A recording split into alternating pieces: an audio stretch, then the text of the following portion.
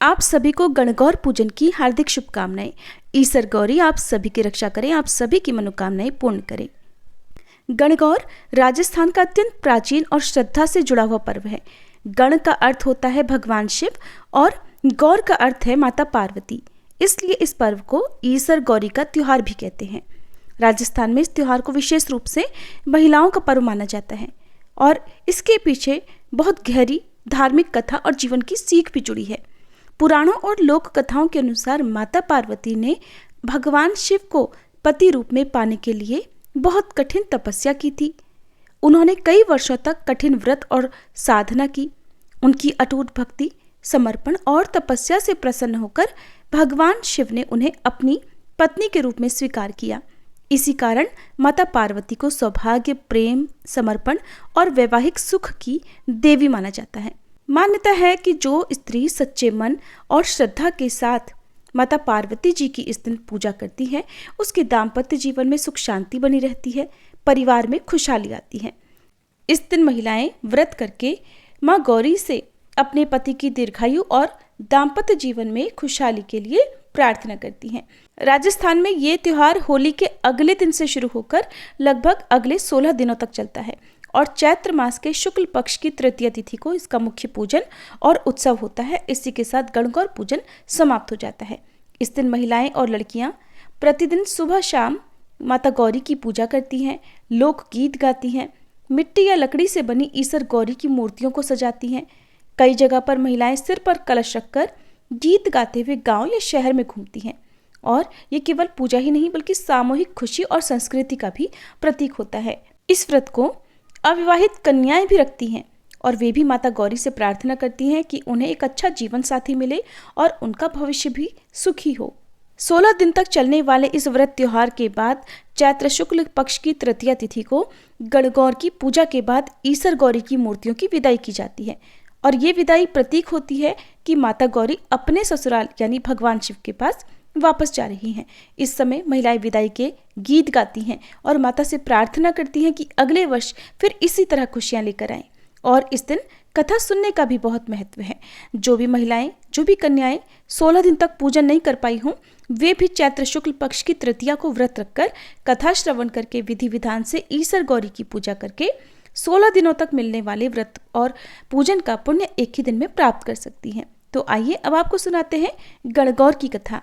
सभी प्रेम से बोलिए गौरी पुत्र गणेश की जय, ईसर गौरी की जय। प्राचीन कथा के अनुसार एक समय की बात है, भगवान शिव और देवी पार्वती नारद मुनि के साथ पृथ्वी लोक पर भ्रमण के लिए आए। उस दिन संयोग से चैत्र मास के शुक्ल पक्ष की तृतीया तिथि थी। इस तिथि को गौरी तृतीया के नाम से भी जाना जाता है। जब ग्रामवासियों को पता लगा कि भगवान शिव देवी पार्वती के साथ गांव में पधारे हैं, तो गांव की निर्धन महिलाओं के पास जो जल, फूल और फल उपलब्ध थे, उन्हीं को लेकर वे भगवान शिव और देवी पार्वती की सेवा में पहुंच गए। देवी पार्वती और भगवान शंकर उन निर्धन महिलाओं की सेवा और भक्ति भाव से बहुत आनंदित हुए। देवी पार्वती ने उस समय अपने हाथों में जल लेकर उन निर्धन महिलाओं पर सुहाग रस छिड़क दिया। देवी पार्वती ने उन निर्धन महिलाओं से कहा कि तुम सभी का सुहाग अटल रहेगा। और उन महिलाओं के जाने के बाद फिर उस गांव की धनी महिलाओं की टोली हाथ में तरह तरह के पकवान सजाकर भगवान शिव और देवी पार्वती जी की सेवा के लिए आई। देवी पार्वती की ओर देखकर भगवान शिव ने कहा कि देवी, आपने तो सारा सुहाग रस निर्धन महिलाओं में बांट दिया, अब आप इन्हें क्या दोगी? तब देवी पार्वती ने भगवान शंकर की ओर देखकर कहा कि प्रभु, उन निर्धन महिलाओं को मैंने ऊपरी सुहाग रस दिया है, इन धनी महिलाओं को मैं अपने समान सौभाग्य का आशीर्वाद दूंगी। इसके बाद देवी पार्वती ने अपनी एक उंगली को काटकर उससे निकलने वाले रक्त को सभी धनी महिलाओं के ऊपर छिड़क दिया। इसके बाद जिसके ऊपर जैसा रक्त गिरता गया, उसे उसकी भावना और उसकी श्रद्धा के अनुसार वैसा ही उतना ही सुहाग मिलता गया। इस तरह देवी पार्वती ने चैत्र शुक्ल तृतीया तिथि को निर्धन और धनी महिलाओं को सुहाग बांटा था। इसके बाद देवी पार्वती भगवान शिव से आज्ञा लेकर नदी पर स्नान करने गई। स्नान के बाद देवी पार्वती ने बालू के ढेर से एक शिवलिंग तैयार किया और उसकी पूजा की। पूजा के बाद देवी पार्वती ने शिवलिंग की प्रदक्षिणा की। उसी समय शिवलिंग से शिवजी प्रकट हुए और देवी पार्वती से कहने लगे कि आज के दिन यानी चैत्र शुक्ल तृतीया के दिन जो भी सुहागिन महिलाएं शिव और गौरी पूजा करेंगी उसे अटल सुहाग प्राप्त होगा। इधर शिवजी की पूजा करते हुए देवी पार्वती जी को काफी समय हो गया, तो वह लौटकर वहां पर आई जहां पर भगवान शिव पहले से ही विराजमान थे। देवी पार्वती से भगवान भोलेनाथ ने पूछा कि देवी बहुत देर लग गई आने में। तब देवी पार्वती जी ने कह दिया कि उन्हें नदी के तट पर भाई और भावज मिल गए थे, उन्होंने दूध भात खिलाया, इसीलिए आने में देर हो गई। भगवान शिव समझ गए कि देवी पार्वती उन्हें बहला रही हैं, असली बात बताने से बच रही हैं। इस पर भगवान शिव ने भी कह दिया कि वह तो देवी पार्वती के भाई भावज से मिलेंगे और वो भी दूध भात खाएंगे। अब भगवान शिव देवी पार्वती और नारद जी के साथ नदी तट की ओर चल पड़े। देवी पार्वती ने मन ही मन भगवान भोलेनाथ से प्रार्थना की कि हे प्रभु, मेरी बात की लाज रखना। थोड़ी देर के बाद जब भगवान शिव नदी तट पर पहुंचे तो वहां उन्हें एक महल दिखाई दिया। उसमें देवी पार्वती के भाई और भावज थे। कुछ समय तक शिवजी और पार्वती जी उसी भवन में रहे। फिर देवी पार्वती ने भगवान शिव से कैलाश चलने की जिद की, लेकिन भगवान शिव वहां से जाना नहीं चाह रहे थे, तो देवी पार्वती अकेले ही वहां से विदा हो गई। इस पर भगवान शिव को भी देवी के साथ जाना पड़ा। अचानक भगवान शिव ने कहा कि देवी, मैं आपके साथ आ तो रहा हूं, लेकिन मेरी माला तो वहीं भवन में रह गई। नारद जी को शिवजी ने माला लेने के लिए भेजा। नारद जी जब नदी तट पर पहुंचे तो वहां न तो भवन था और न ही देवी पार्वती के भाई भावज थे, बल्कि उन्हें तो वहां पर एक पेड़ पर भगवान शिव की माला लटकी हुई मिली। नारद जी उसी माला को लेकर भगवान शिव के पास गए और माला देकर बोले, प्रभु, ये कैसी माया है? जब मैं माला लेने गया तो वहां पर भवन नहीं था, बस जंगल ही जंगल था, एक पेड़ था, उसी पर आपकी ये माला लटकी हुई थी। इस पर भगवान शिव मुस्कुराए, देवी पार्वती जी भी मुस्कुराई और बोले कि ये सब तो देवी पार्वती की ही माया थी। देवी पार्वती बीच में ही बोल उठी, नहीं नारद जी, ये मेरी नहीं, भोलेनाथ की माया थी। तब नारद जी ने कहा कि आप दोनों की माया आप दोनों ही जाने, आप दोनों की जो भक्ति भाव से पूजा करेगा उनका प्रेम भी आप दोनों जैसा सदा बना रहेगा। ये थी गणगौर व्रत की पहली कथा। सभी प्रेम से बोलिए ईसर गौरा की जय। अब सुनिए दूसरी कथा। राजा के बोया जौ चना, माली ने बोई दूब। राजा का जौ चना बढ़ता जाए, माली की दूब घटती जाए। एक दिन माली बगीचे की घास में जाकर कंबल ओढ़कर छुप गया। छोरियां जब दूब लेने आई, दूब तोड़कर जाने लगी तो माली ने उनसे उनके हार डोरे खोस लिए। छोरियां बोली, क्यों तो हार खोसे, क्यों डोरे खोसे? जब 16 दिन की गणगौर पूरी हो जाएगी तब हम पुजापा दे जाएंगे। 16 दिन पूरे हुए तो छोरियां आई पुजापा देने और उसकी माँ से बोली, तेरा बेटा कहाँ गया? माँ बोली, वो तो गाय चराने गयो है। छोरियों ने कहा, तो ये पुजापा कहाँ रखे? माँ बोली, ओबरा गली में रख दो। बेटा आया गाय चराकर और माँ से बोला, माँ छोरियां आई थी क्या? माँ बोली, हाँ हाँ आई थी और पुजापा भी लाई थी, और पुजापा ओबरा गली में रखा है। ओबरी ने एक लात मारी, 2 लात मारी, पर ओबरी नहीं खुली। तब बेटे ने माँ को आवाज़ लगाई और बोला, माँ ओबरी तो नहीं खुले। तो माँ बोली, बेटा ओबरी ना खुले तो पराई जाई को कैसे ढाबेगा, कैसे रखेगा?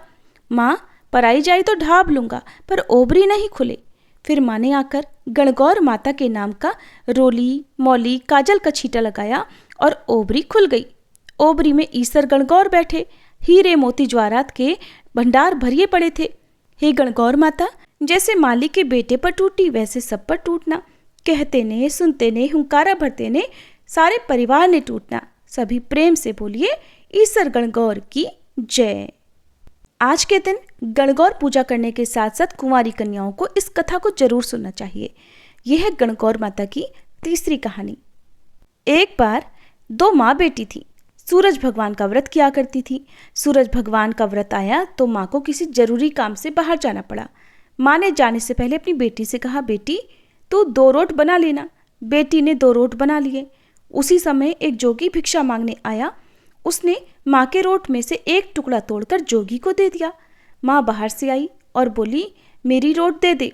तो बेटी बोली, माँ एक जोगी भिक्षा मांगने आया था, आपके रोट में से थोड़ा सा टुकड़ा मैंने उसको दे दिया।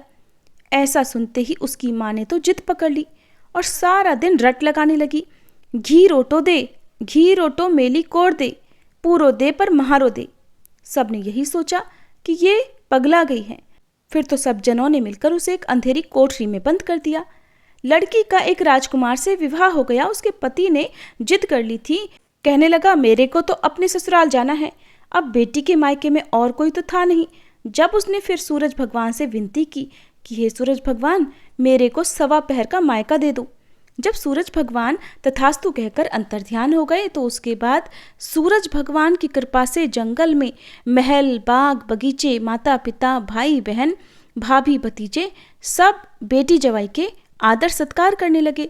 जवाई पर खूब प्यार लुटाने लगे। 1.25 पहर का समय बीतने लगा, लेकिन जवाई जी का मन नहीं भरा। तो बेटी बोली, चलो जी, देर हो रही है। अब उसको क्या पता था कि 1.25 पहर होते ही सब खत्म हो जाएगा। तो वह अपने पति को वहां से लेकर जाने लगी। उसके पति ने अपने एक पांव की मोजड़ी वहीं छोड़ दी। जब वे वहां से चले गए तो आधे रास्ते में पहुंचकर वह बोला, अरे सुनो, मेरी मोजड़ी वहीं रह गई। तब उसने अपने पति को बहुत समझाया कि आपके क्या कमी है, दूसरी बना लेना। लेकिन वो नहीं माना और वापस जाकर देखा तो वहां तो जोर से हवा चल रही थी। जहां पर भोजन बनाया था वहां राख उड़ रही थी। पेड़ के नीचे ही उसकी मोचड़ी रखी थी। तब उसके पति ने उसका हाथ पकड़ा और पूछा, ये क्या जादू किया तुमने? थोड़ी देर पहले तो यहाँ पर महल, बाग, बगीचे सब कुछ था, अब तो यहाँ पर कुछ नहीं है। तब उसने अपने पति को सारी बात सच सच बता दी कि उसके पीहर में कोई नहीं है, उसकी एक बावली माँ है। ये तो सूरज भगवान ने उसको 1.25 पहर का मायका दिया। उसके पति ने फिर सूरज भगवान से प्रार्थना की और सूरज भगवान की कृपा से लड़की की माँ ठीक हो गई और उसको बहुत सारा धन उपहार देकर विदा कर दिया। हे सूरज भगवान, जैसा लड़की को दिया वैसा सबको देना। इस कहानी को कहते सुनते हुंकारा भरते सब परिवारजन को देना। सभी प्रेम से बोलिए सूरज भगवान की जय। अब सुनिए गणगौर व्रत के दिन सबसे अधिक सुनी जाने वाली ईसर गणगौर की कथा। चैत्र का महीना आया। देवी पार्वती जी को भाभी के उजड़ने के लिए पीहर जाना था। तब महादेव जी बोले, देवी हम भी तुम्हारे साथ चलेंगे। तब ईसर गौरांदे नंदी को साथ लेकर निकल पड़े। महादेव जी नंदी पर बैठे और देवी पार्वती जी पैदल चलने लगी। उन्हें देखकर लोग कहने लगे, देखो आदमी तो सवारी पर बैठा है, औरत को पैदल लिए जा रहा है। फिर तो महादेव जी उतर गए और देवी पार्वती जी को नंदी पर बिठाया। अब की बार उन्हें देखकर लोग कहने लगे, देखो औरत सवारी पर बैठी है और पति पैदल चल रहा है। ऐसा सुनकर अब की बार तो देवी पार्वती जी भी नंदी से उतर गई। अब वे दोनों पैदल पैदल चलने लगे, साथ में नंदी भी चलने लगे। उन्हें चलता हुआ देखकर फिर लोग कहने लगे, देखो वाहन होते हुए भी दोनों पैदल चल रहे हैं, ये कैसे मूर्ख हैं। अब तो ईसर गौरांदे दोनों ही नंदी पर बैठ गए। कुछ दूर आगे चले तो उन दोनों को नंदी पर सवार बैठे देखकर लोग फिर बोल पड़े, देखो तो कैसे लोग हैं, छोटे से जीव पर दोनों जने बैठे हैं, इन्हें उस छोटे से जीव पर तरस नहीं आ रहा। देवी पार्वती जी बोली, भगवान ये दुनिया कैसी है, नंदी पर बैठने नहीं दे और पैदल चलने नहीं दे। तब ईसर जी बोले, देवी ये संसार है, यहाँ ऐसे ही होता है। अब वे आगे गए तो एक गाय उठती बैठती बेचैन हो रही थी। गौरांदे पूछने लगी, भगवान ये गाय कष्ट में क्यों है? तब ईसर जी बोले, इसके बछड़ा होने वाला है। गौरांदे बोली, बच्चे के लिए इतना कष्ट मुझसे तो सहन नहीं होगा, आप तो मेरी कोख बांध दो। ईसर जी बोले, आगे चलो। आगे गए तो एक घोड़ी उठ बैठ करती हुई दिखी। गौरांदे बोली, प्रभु इस घोड़ी को अब क्या कष्ट है? तो ईसर जी बोले, इसके बच्चा होने वाला है। गौरांदे बोली, मुझसे इतना कष्ट सहन नहीं होगा, मेरे तो गांठ दे दे वो। ईसर जी बोले, अच्छा देवी ठीक है, आगे बढ़ो। आगे बढ़े तो राजा की नगरी में उदासी छाई हुई थी। ढोल नगाड़े उल्टे थे, सब कुछ शांत था। ये देखकर गौरांदे पूछने लगी, प्रभु यहाँ सब उदास क्यों है? ईसर जी बोले, यहाँ रानी के कंवर होने वाला है। अब तो गौरांदे जी नहीं माने और बोली कि बच्चे के लिए इतना कष्ट हो तो मुझे बच्चे ही नहीं चाहिए, आप तो प्रभु बस मेरे गांठ दे दे। ईसर जी को गांठ देनी पड़ी। फिर ईसर जी ससुराल पहुंचे, पीपल के पेड़ के नीचे वास किया। गौरांदे पीहर में सहेलियों के साथ बातें करने में मगन हो गई। कुछ दिनों में गणगौर नजदीक आई। ईसर जी बोले, देवी आज गणगौर है, सब औरतें पूजा करने आएंगी। सवेरे से ही स्त्रियां पूजा करने आने लगी। गौरांदे भी सभी को सुहाग बांटने लगी। दोपहर के समय नदियों की औरतें ओढ़ पहनकर 16 श्रृंगार करके पूजा करने गीत गाती हुई आईं। तब गौरांदे बोली, सुहाग तो सारा बांट दिया, ये औरतें तो अब आई हैं, इन्हें अब क्या दूं? तब ईसर बोले, देवी, हे गौरांदे, चिट्ठी अंगुली जल में धो, नैनों का सुरमा निकालो, मांग में से सिंदूर निकालो, टिक्की में से रोली निकालो और सभी स्त्रियों को अमर सुहाग दे दो। इस समय गौरांदे जी के मांग का ऐसा कहने के बाद सिंदूर, चिट्टी उंगली की मेहंदी, टिक्की से रोली, आंखों का काजल लेके लोटे के जल में डालकर ज्वारे से सभी पूजा में आई कन्याओं और स्त्रियों के अमर सुहाग के छींटे लगाते हैं। गौरांदे ने ईसर जी के कहे अनुसार सबको अमर सुहाग दिया। अब ईसर गौरांदे जी घर आई। ईसर जी ने जब जीमने बैठे तो जितना बनाया था वे सबके सब जीम गए। अब गौरांदे जी जब जीमने बैठी तो माँ बोली, बेटी मैं थोड़ा और भोजन बनाती हूँ। बेटी बोली, माँ मैं तो बेटी हूँ, कुछ भी खा लूंगी। और गौरांदे जी ने जला हुआ बाटिया और बथुआ की पीढ़ी खाकर लोटा भरकर पानी पी लिया। फिर माँ ने अपनी बेटी को सीख दी। पीहर से विदा करते समय एक माँ अपनी बेटी को अवश्य सीख देती है कि ससुराल में कैसे रहना है, कैसे कैसे कर्तव्य निभाने हैं, पति के साथ कैसा व्यवहार करना है। सीख लेकर ईसर गौर जी पीपल के नीचे आए। ठंडी ठंडी छांव में थकी हुई देवी पार्वती जी को भी नींद आ गई। ईसर जी ने देवी के पेट की ढकनी खोली, देखा तो पेट के अंदर तो जला हुआ बाटिया और बथुआ की पिंडी थोड़े से पानी के साथ पड़ी हुई थी। ईसर जी ने ढकनी वापस रख दी। पार्वती जी जब जागी तो ईसर जी ने पूछा, गौरा बताओ तो जरा अपने पीहर में क्या क्या जीमा तुमने? गौरांदे बोली, ईसर जी जो जो आपने जीमा था वही हमने जीमा। ईसर जी कहने लगे, पार्वती जी सच सच बोलो। गौरांदे बोली, प्रभु रसोई में अब माँ भेद थोड़ी करेगी। ईसर जी बोले, देखो गौरांदे, तुम्हारे पेट में जला हुआ बाटिया, बथुए की पिंडी और इसके अलावा थोड़ा सा जल है। गौरांदे तो ये जानकर बड़ी नाराज हुई और बोली, भगवान आज तो आपने मेरे पेट की ढकनी खोल ली, लेकिन ऐसा जगत के साथ मत करना। पीहर की बात ससुराल और ससुराल की बात पीहर में नहीं कहनी चाहिए। गौरा जी ने ये बात ईसर जी से कही। इसके बाद वे दोनों कैलाश पर्वत के लिए रवाना हुए। आगे देखा तो राजा के यहाँ शहनाइयाँ बज रही हैं, लोग खुशियाँ मना रहे हैं। रानी बड़ी खुश है। देखकर गौरांदे बोली, प्रभु कुंवर होने पर इतनी खुशी होती है तो आप कृपया करके मेरी गांठ खोल दीजिए। ईसर जी बोली, देवी मैंने तो पहले ही कहा था कि मेरी गांठ खोले नहीं खुलेगी। आगे बढ़े तो घोड़ी के बच्चा हुआ था और वह अपने नवजात बच्चे को बड़े प्यार से चाट रही थी, बड़ी प्रसन्न थी। देखकर देवी बोली, भगवान आप तो बस मेरी गांठ खोल दो। महादेव जी बोले, ये गांठ नहीं खुलेगी। आगे बढ़े तो वही गाय जो आते समय गर्भवती थी अपने नवजात बच्चे को चाट रही थी और बहुत खुशी के साथ रंभा रही थी, और उस गाय की मालकिन भी बहुत खुश थी। देवी पार्वती जी ने ये सब देखकर सोचा कि जानवरों को बच्चों की इतनी उमंग है, तब तो मनुष्यों की बात ही क्या है।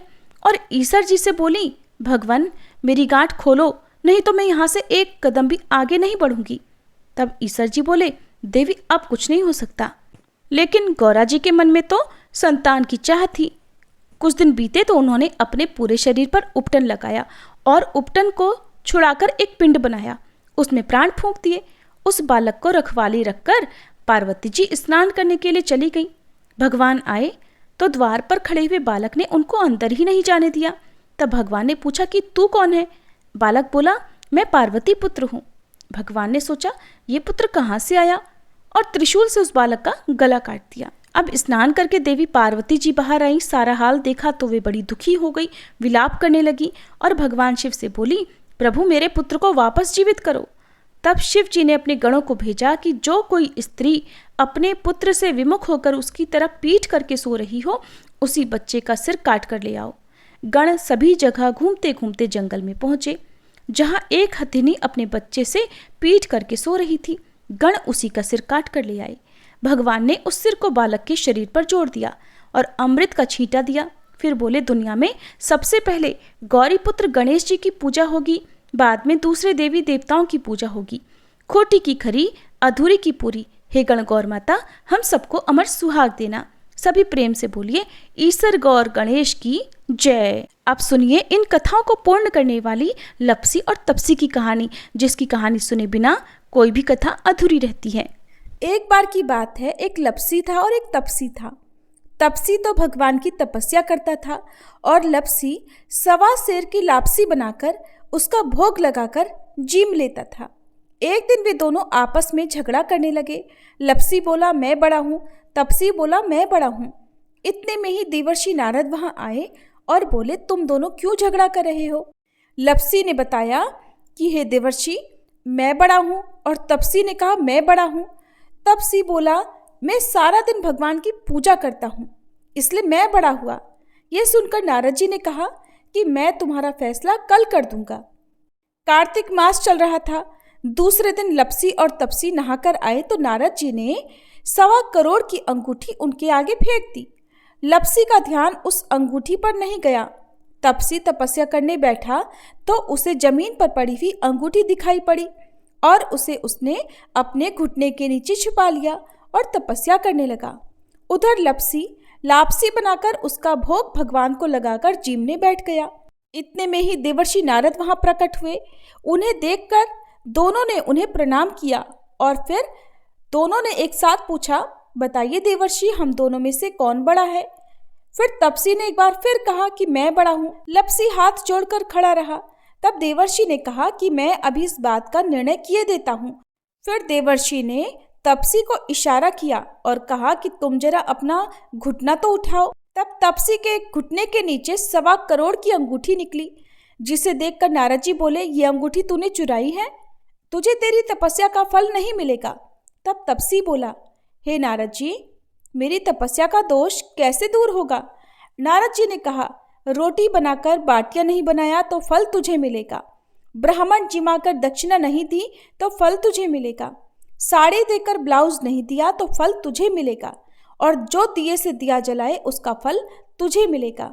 सब व्रत त्योहारों की कहानी सुनने के बाद जो तेरी कहानी ना सुने उसका फल तुझे मिलेगा। तब से लपसी तपसी की कहानी सुनी और सुनाई जाती है। कहानी सुनने के बाद कहा जाता है लपसी को फल लपसी न हो जियो, तपसी को फल तपसी न हो जियो, महा की कहानी कथा को फल महाने हो जियो। ये थी लपसी और तपसी की कहानी।